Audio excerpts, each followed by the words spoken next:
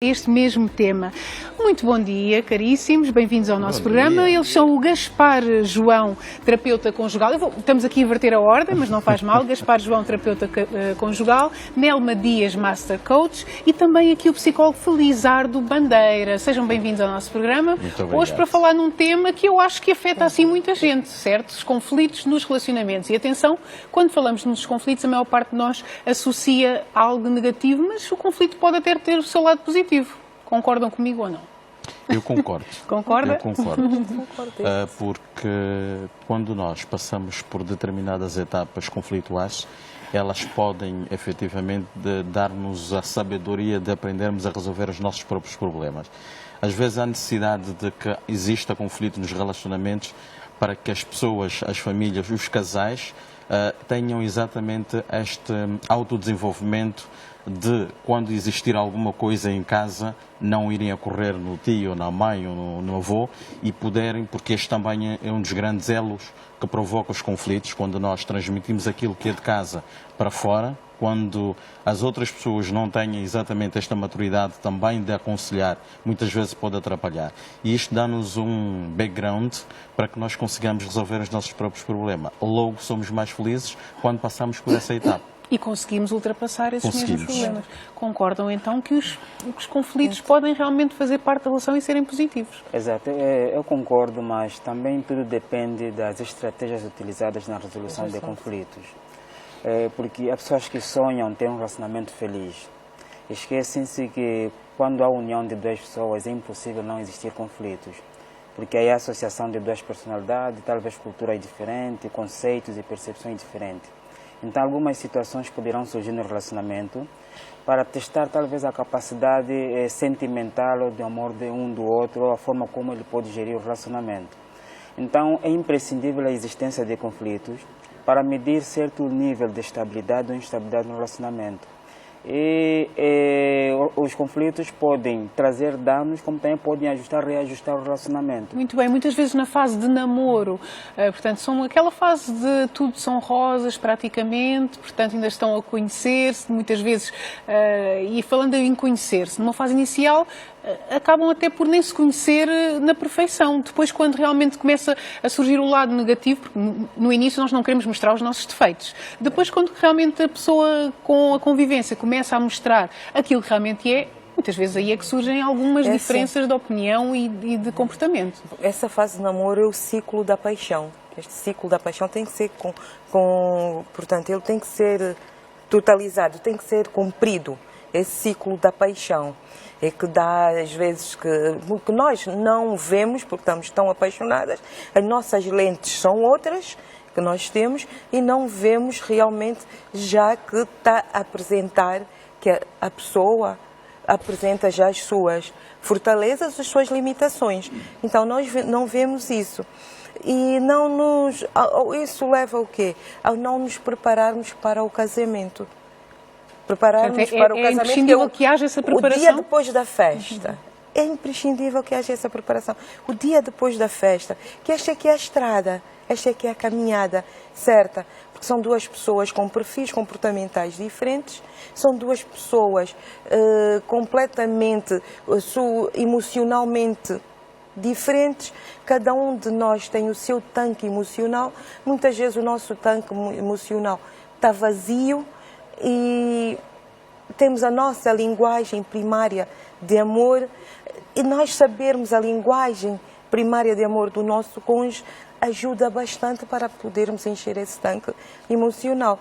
Os conflitos são bons, depende do grau de conflito. Eu penso, na minha forma de ver, na minha análise, depende do grau de conflito. Realmente que o conflito ajuda-nos, quando nós conseguimos ter uma boa gestão, ajuda-nos a limar as arestas, né?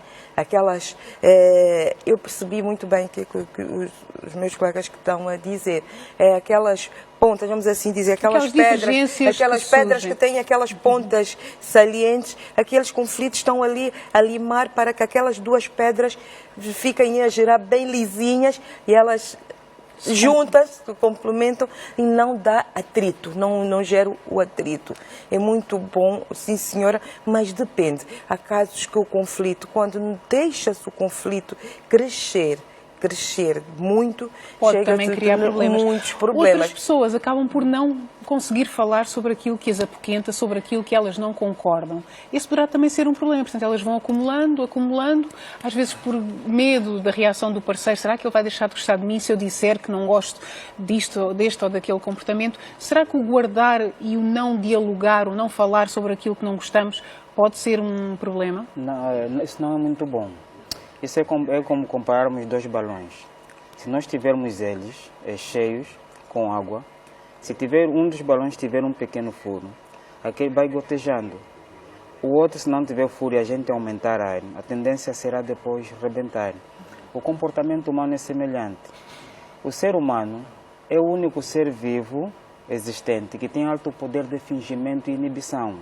Inibição de atitudes, cognições e comportamento. Quanto mais inibimos e retraímos em nós toda a carga negativa, a tendência será desenvolver transtornos emocionais de alto risco, como estresse pós-traumático, depressão, frustração e irritabilidade, que depois vão poder provocar alterações somáticas, como um problema cardíaco, problemas gástricos, problemas intestinais, supressão da menstruação na mulher, que mais tarde podem provocar talvez um AVC, um acidente vascular cerebral. Portanto, nada de acumular essa carga negativa e acumular aquelas coisas que queremos dizer. E aqueles casos que acontecem, que a gente vê o relacionamento, parece que não há briga, não há gritos, mas há um sofrimento oculto nesse relacionamento, do qual um sobrepõe ao outro, o outro inibe toda essa carga negativa, e amanhã pode ter um ataque e acabar por falecer. E as pessoas questionarem-se. Nós nunca vimos queixa, nunca foi ao hospital. Porque a pessoa realmente guardou para si. Mas o Borges Macula foi até à rua porque nós quisemos saber a opinião das pessoas, como é que elas lidam com os seus conflitos, será que elas são pessoas que enfrentam os problemas de forma positiva e se conseguem ultrapassar facilmente esses mesmos problemas. O Borges foi até à rua, foi falar com os nossos interlocutores e vamos ver o que é que ele colheu dessa mesma entrevista. Vamos ver.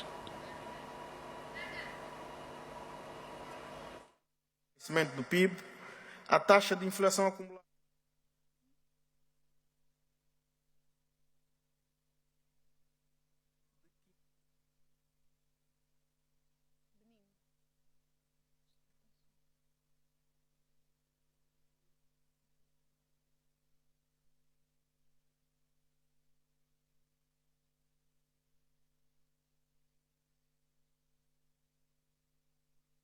Pequeno problema, vamos tentar resolver, porque eu fiquei muito curiosa como é que as pessoas realmente conseguem ultrapassar os conflitos. Daqui a pouco já vai ser possível. Continuando aqui a nossa conversa, portanto, guardar para nós algo que realmente nós não gostamos não é bom. Portanto, eu remeto aqui a minha questão para o terapeuta conjugal. Portanto, o diálogo é positivo num relacionamento? Devemos falar de tudo abertamente? Em todas as esferas, o diálogo é uma das chaves principais para o desenvolvimento de um relacionamento. Quando as pessoas inibem-se ao diálogo, eu posso chamar aquilo a falta de amizade. As pessoas, às vezes, os cônjuges, muitas vezes, não desenvolvem empatia, não têm amizade para falarem sobre tudo dentro do relacionamento. E quando não se tem esta amizade, quando se perde esta vontade de falar, a tendência de acumular é exatamente igual, é exatamente esta. Porque eu, se não tenho razões que me levam a falar sobre determinadas coisas, mesmo sendo elas importantes, então eu vou acumulando aquilo que acontece. Há a necessidade das pessoas começarem a levantar e resolverem os seus próprios conflitos antes de dormirem. Porque muitas vezes os casais brigam ao longo do dia, ao longo da noite, acordam, não dizem nada e vão trabalhar. E sucessivamente assim. Ou seja, as nossas famílias hoje, posso considerá-las, andam doentes devido à não resolução de conflitos. Porque quando nós acordamos, brigamos ontem e hoje simplesmente ignoramos. E há pessoas que vivem na mesma casa e não se falam. Há pessoas, eu tenho constatado, tenho recebido pessoas pacientes. Isso acontece. Portanto, vivem e realmente de costas voltadas. De costas voltadas. E dormem na mesma cama, mas de costas voltadas. E isto acontece muito. Como é que nós queremos ter uma sociedade desenvolvida em que as pessoas consigam resolver os seus próprios problemas se elas mesmo imitem, ou seja, inibem-se na resolução dos seus próprios problemas? Portanto, é quase que impossível. optam por realmente ignorar. Não é? É quase Mas que aqui eu vejo impossível. também que há uma forma diferente das mulheres e dos homens ultrapassarem os problemas. Por um lado, as mulheres gostam de falar sobre tudo o que é que se está a passar. Às vezes a ideia que eu tenho é que os homens não gostam tanto de falar. Aquela famosa frase que assusta tanto os homens, temos de falar. Temos Não é? de conversar. Portanto, Assim, mas tem a ver muito com como nós falamos, como é que nós nos habituamos, como é que nós criamos, vamos assim dizer, um casal deve criar, cuidado, aqui eu a dizer, umas certas regras para eles os dois, de que, olha, uma vez por semana, uma vez por mês, vamos sentar nós os dois, sozinhos, com respeito. Falar o que está bem, o que está mal, o que está bem, o que está mal. Porque é muito importante nós conhecermos a nós mesmos, porque é o nós falarmos que vamos receber o feedback do outro e nós sabermos, conhecermos, aí vamos ter consciência de conhecermos a nós próprios, para ir buscar as nossas capacidades e ver onde é que estão as nossas limitações, ver as nossas fraquezas, as nossas forças. E ter e os dois comprometerem-se, de terem esse hábito de dialogarem, de falarem, de criarem as suas regras, de criarem os seus momentos. É o muito terapeuta importante. Gaspar João falou do dormir chateado. Essa poderá ser aqui uma nova regra. Não vamos dormir Não. de costas voltadas. Isso não é? é orgulho. Até o dia terminar tem que se orgulho. resolver o problema. E isso, Exatamente. Karina, a manutenção no casamento, é o que a colega disse, manutenção no casamento. Quantas vezes as pessoas fazem manutenção no seu próprio casamento, no seu relacionamento e na sua família? Nós não avaliamos aquilo que correu bem ontem e correu bem hoje e que necessita ser melhorado. Quantas vezes nós falamos sobre nós, quantas vezes nós colocamos as coisas na mesa e temos que tratá-lo as coisas por tudo? Não há isto. E quando não existe manutenção, o ar-condicionado tem manutenção, porque ela trabalha um período, depois deixa de funcionar se não for feita a manutenção. Será que a família não carece de manutenção? E muitas pessoas, inclusive, só depois de se divorciarem, é que mudam realmente certos comportamentos negativos que tinham, não é? Portanto, Porque aí entra aqueles num aspectos silêncio. negativos só depois de divorciarem. Não, agora eu já tornei-me uma pessoa diferente. Porque não ainda quando está com aquela pessoa? Exatamente, olha, Karina, é assim, eu até trouxe essa ligazinha de borracha. Isso é de nós, isso é resiliência. Vê? Ela estica. Mas não rebenta. Não rebenta. Ela sofre pressão. Ela está a sofrer essa pressão aqui. E ela volta ao seu estado normal. A física diz que a resiliência é um objeto, qualquer coisa, que sofre a pressão, o stress, até o seu limite e ela volta. Como a vara do atletismo, do salto à altura, que é a vara dobra até o seu limite, que leva ao atleta a fazer, a poder saltar. No casamento é muito importante haver a resiliência, serem os dois resilientes. E eu ia tocar mesmo nesse aspecto, mesmo quando uma pessoa não é tão flexível, pelo menos um do lado tem que dar o braço a torcer, mas não convém que seja sempre a mesma pessoa. Sempre a mesma pessoa, sempre dar o braço a torcer, sempre a mesma pessoa. Aí está de criar um novo caminho no seu relacionamento. Por acaso é o meu tema do treinamento que eu vou fazer dia 20 de julho, que é como criar um novo caminho no seu relacionamento e ser feliz. Que a pessoa vai a conhecer-se, vai ter com ferramentas de coaching, que o coach traz essa potencialidade de conhecer-se a si mesma.